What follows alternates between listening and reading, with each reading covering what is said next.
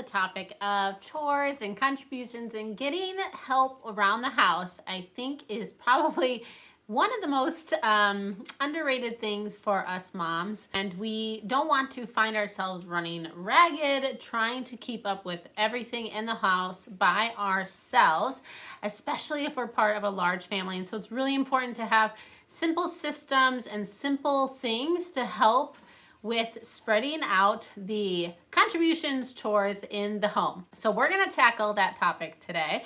I am gonna show you a little bit of our systems and things that we use, but I wanna share with you just 6 simple ways that I have found really help us in our home. It is not perfect by all means, but that's not the goal. We're gonna get into that. And so I hope this video will help you if you are just feeling frustrated and looking to revamp things and get some more help, maybe without pulling your hair out.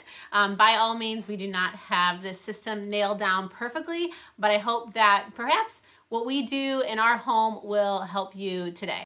Our goal is not to raise helpers, just helpers, monotonous helpers doing the things. It's actually to raise capable human beings, to teach them self-respect, to teach them time management, to teach them pride in the things that they own. And all of these are foundation and are reasons why it's so important that actually kids are helping around and having chores to do. Charlotte Mason says that children should be taught to do the things which they are capable of doing and not be waited upon. Our children are capable of doing things for themselves and doing things for others. So let's keep that at the forefront of our mind. First of all, when we're talking about chores, contributions, I'm just gonna call them chores because that's the most popular way of describing them, but they are contributions in the home. The first thing is chores are not a punishment, they're a formation of their character. And I think that that is really important, not only for our mindset, but for our children as well. This is not like a punishment that they have to do these things because, you know, A, B, and C. It's actually helping them develop their character. We want the chores and systems in our home to be part of our family atmosphere, to be part of our family culture. To belong here in this home means to contribute, to belong in a society or a church or a school or whatever that looks like means to contribute. We are not idle people living in life without directly impacting those around us. And that is part of our family culture, that is part of our family atmosphere. And so the formation of these habits and this character is the first thing that I think we really have to consider. This is not punishment. This is literally growing them as a human being so that they can serve their own family one day, they can serve others in their community. And so it's very important that they are contributing. The second thing that I learned is it's all about habits over perfection. I saw a video a couple years back by a favorite lady of mine here on YouTube, Sonia Schaefer. She's part of the Simply Charlotte Mason Institute. And she talked about how, especially when they're young, it's about forming the habit and the repetition of doing these activities. That's where your systems are going to come in handy, and I will share with those. I'll share my system here at the end of the video if you're looking for a little inspiration. But every family culture is going to look different. Every kid's ages are different. Your age gaps are different. How many kids you have, how big your home is, how many bathrooms you have, those all will impact your systems and the things that you implement. But it's definitely about consistency. Small repeated acts will create a habit, and perfection and maybe getting the job really, really well done is going to develop over time. But if you're just starting out with trying to have your little ones or your older kids help around the house, go for small but often and consistent. And so they're building those habits, they're doing those things, and then you can work on making it, you know, what we call in our house, mom's level, right, of well done. So that will come in time. Once you feel like the child has really got the habit underway, so let's say, for example, one thing we've done recently with my new 4-year-old, he's been 3 years old, was making his bed. For me right now, it's about making his bed. He made his bed, he made his bed, he made his bed. Every day he made his bed. Now that he's gotten to the habit of making the bed, mommy is going alongside him and trying to help him go the next level. Now let's make sure we tuck it in nice and we put our decorative pillow on the front, right? And so, but the first thing was just to build the habit of doing it, even if it was at his 3-year-old's level of doing it, and grow that with him as he's able and capable of doing that. You don't expect your 15-year-old to clean at the same level as your 4-year-old, but you do want your 4-year-old to start creating the habit of tidying up or picking up their toys, etc. And then as they get older, they'll get better theoretically with doing those things. I want to take a minute to share today's sponsor. Julia reached out to me to share about their Valentine's Day promotion, and I was very excited. I think these are jewelry pieces that you will use and love. They're 100% handcrafted pieces. Each piece is uniquely designed and beautiful to wear either if you're going out or just every day around the home. My grandma used to always say you're not fully dressed until you have your earrings. And I do think it's a simple way to put ourselves together. I think these jewelry pieces are absolutely lovely, and any mom or sweetheart would enjoy them. The paper chain necklace was my favorite choice on their website. So unique and classic. Perfect for every day, but also has a chic feel to it. And the gold hoops are beautiful, elegant, and really will complement any outfit you're wearing. Classic is always elegant. I think that having a beautiful hoop is an underrated staple in your jewelry closet. Small, delicate, and beautiful, I have been wearing these pieces on repeat ever since I received them. I think that you would love them just as much. So if you're looking for a little sweetheart gift, then go ahead and share this one with your sweetheart. I mentioned that you'd love a few classic pieces that are unique to you. Right now, the promotion includes the little Valentine's box and Valentine's card. And my followers will receive a unique coupon, which I will put in the description down below for 15% off their order. Be sure to check it out, and thank you so much, Julia, for sponsoring today's video. The third thing I wanted to talk about was when we share the load, we get to also share the dignity. And that goes to even our littlest ones. When they are helping contribute in the family, they're actually going to also get to share in the dignity and the pride and the joy of having a home that is run, that having a home with, routines and schedules and things that will support them as well. And so that's just another reason why it's important that they are sharing in this atmosphere and in this home. Of course, the next thing goes without saying. I think all of you would agree with me that we need to work alongside our children as well. Our work ethic is absolutely copied. Children will mimic our heart, they'll mimic our attitude. Again, that goes back to the atmosphere of the home and what that looks like. How is mom handling the responsibilities that she has? How is mom contributing to the smoothness of our home? And they look to that. They look to see our attitudes and our heart and how that is. And I know that's a responsibility and that is a difficult thing. And by far, I make mistakes nearly daily with that. And so it's a good opportunity for us to ask the Lord to help us in our heart in this as well. But when we come alongside our children, especially when they are young, this will also not only show them love and support, but we're going to have an opportunity, like Sonia Schaefer says in some of her videos I watched years ago about chores, is you're actually going to train them as well. And so especially when they're little, like my 3-year-old who's learning to make his bed and just kind of coming alongside with him, but also my 10-year-old who's learning to freshen the bathroom, coming alongside her and kind of showing her the ropes and how to do it. When you're doing like a big family cleanup on the weekends, doing it with them, they're going to be watching how you put things away, how you organize things, what's your tidy technique.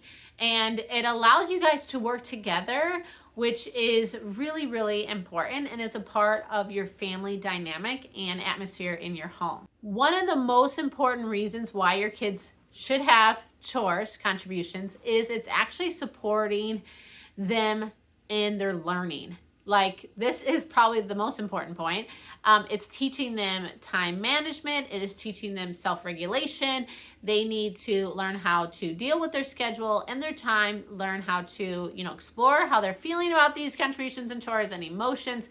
And it gives them an opportunity to do that.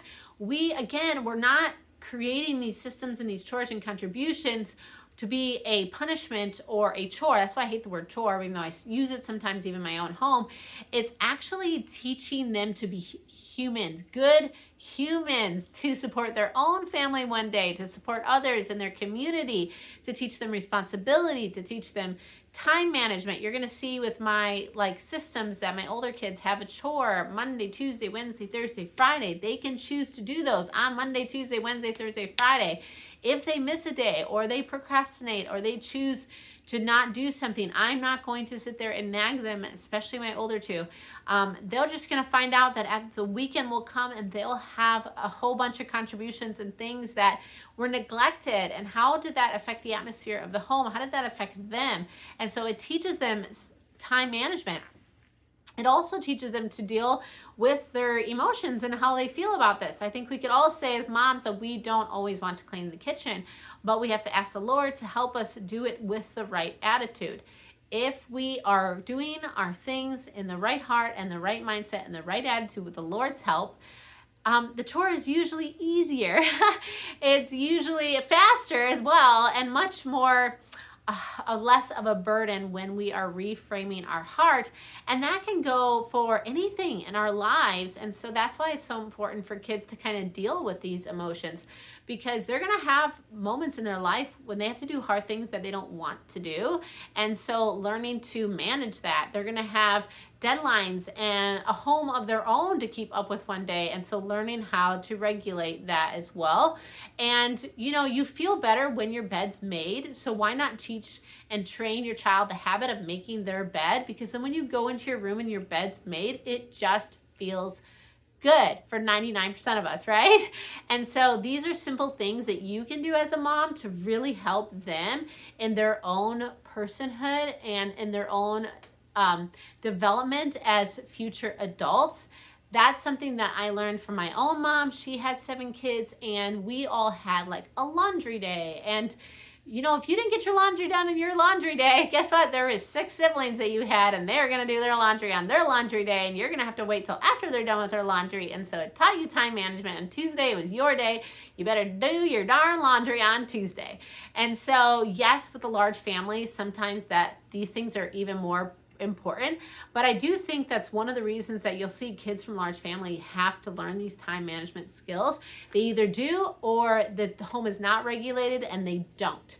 And so we are responsible for that. And even if you just have one child, they can still learn time management and self-regulation when it comes to responsibilities. And I think that's probably one of the most important reasons why they should be having things that they have to get done in the home to serve themselves, to serve their family, and to serve the house. I wouldn't want to end and share our contribution charts and what we're doing currently as a family and what's working without just saying, for the last thing, is that there are grace in every single season.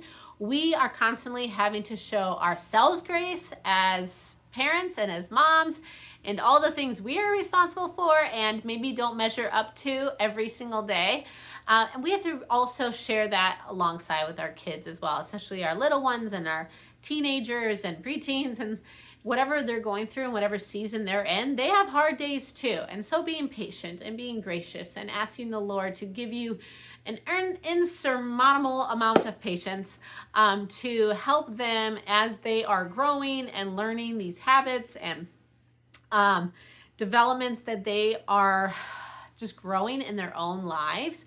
Now, grace doesn't mean that you sit by and just let them do as they wish, when they wish, how they wish.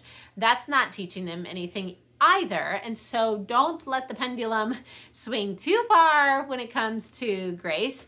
They still have responsibilities. We still want to make sure that we are encouraging those and enforcing those. And so yes, we'll have bad days, but in the end, consistency does matter, and just taking the time to talk to them about that and making sure there's clear communication, especially as they're getting older, but even the little ones. And then of course, giving them grace on those hard days, just like you have to give yourself, you know?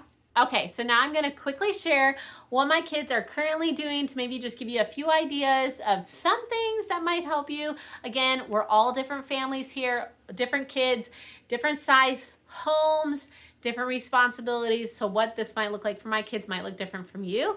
I have 5 kids, aged 12-year-old, 10-year-old, 7-year-old, and 4-year-old, all have things to do. We also have these handy dandy timers. I got them on Amazon. They're kitchen timers because they can go by their schedule. You can use them for brushing their teeth. They can use them for their music practice. Sometimes they just want to like time themselves doing their chores. Fine. They keep them on the fridge. That's what they're for. They're not toys. That's, you know, speaking that to my 4-year-old. And so I'll share with you what they are doing right now, but just know that what is in our home might look very different for you. Okay, so starting with my new 4-year-old, his contributions are emojis, and it's very simple. We're working on just the habit of doing these every single day, and he's done really well. He has risen to the task of doing these things, getting dressed, brushing his teeth, and making his bed to his ability, and feeding the dog food and water. And then in the evenings, he has to get his pajamas on and brush his teeth as well. All right, so then we have my 7-year-old son. He just turned 7 last month, and his responsibilities are a little bit higher. Again, he can read, so we don't need emojis, but get out of PJs, brush hair and teeth, tidy the bedroom. That just means like pick up any pajamas from the night before, any garbage, anything they may have left out that evening before. And then of course he has to make his bed, and he's a little older, so I can expect a little more tucking in that he has the capability of doing. And then he has to help clean the living room in the afternoons and also check the mail.